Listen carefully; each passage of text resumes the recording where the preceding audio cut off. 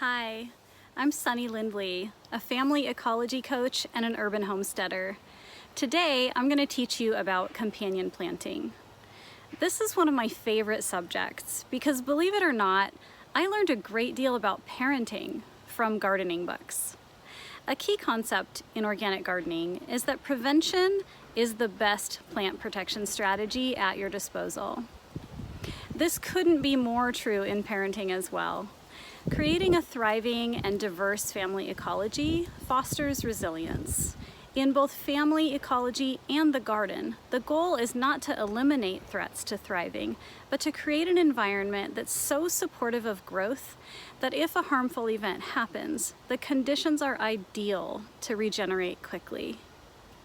Companion gardening allows you to grow a thriving, organic, and chemical-free garden using techniques that attract a host of beneficial insects that will help control pest insect populations. There are three main benefits of companion gardening: organic pest management, making the best use of space, and creating the ideal environment for plants to thrive so you can get the most food from your garden.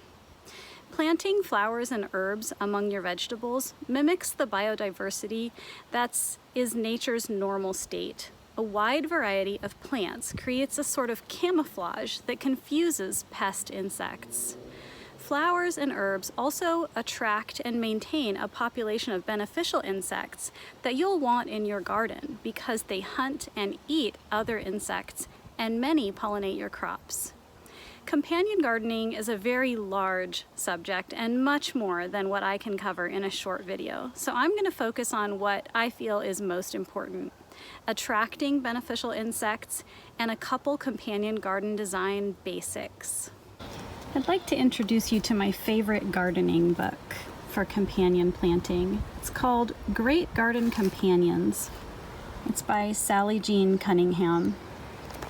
She's been my greatest inspiration for my companion planting garden. Right here she's showing us, for a 3-foot wide bed, the pattern that she uses to plant her vegetables together with her companions. So there's 2 broccoli, and then a zinnia, a broccoli, and a zinnia. So 2, 3, 2, 3. And the other pattern is also a 2, 3, 2. So here she's showing us 2 cauliflower with a sweet alyssum in between. 3, 2, 3, 2. That's a wonderful way to interplant. Here is an example of a garden design that I created for a client that incorporates companion planting. A wonderful way to attract and keep beneficial insects in your garden is to plant perennial borders. In this border, there's an apple tree that's growing espalier along the fence. There are rocks and ground covers for beneficial insects to make their homes in, to provide protection for them. It also adds a lot of beauty and a wonderful area for those beneficials to just be sheltered and make their babies and to thrive.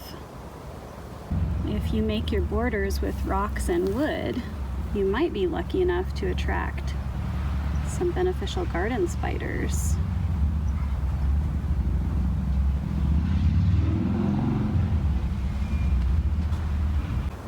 I think of sweet alyssum and phlox, as you see here, like little beneficial insect houses. They provide such a wonderful habitat for spiders. The wasps can come along and eat the blossoms. They bloom for so long and cover the ground, providing really good protection for your soil from the heat. Ground covers are some of beneficial's best friends. If you place bug waterers throughout your garden, it will support your beneficial insects as well. To make a bug waterer, you can just use a terracotta pot and put a tray that typically would go under the pot right on top, and put rocks or shells inside and keep it full with just a shallow body of water. That allows the bugs to get a drink but be able to use that shell to just climb right out so that your beneficial insects won't drown.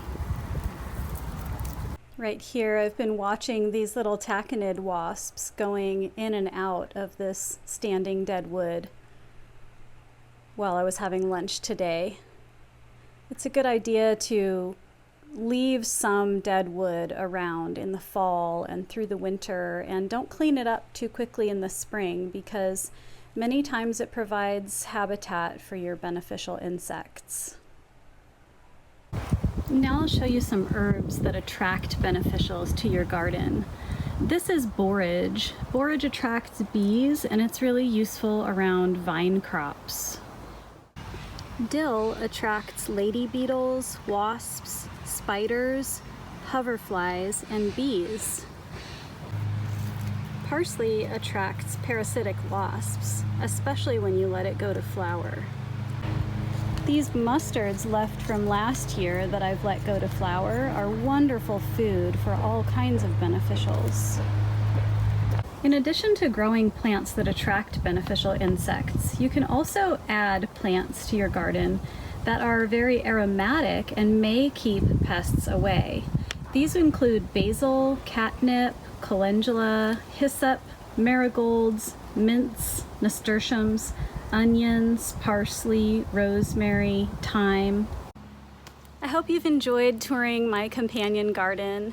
Please remember to like this video, share it on social media, and click that subscribe button right down here.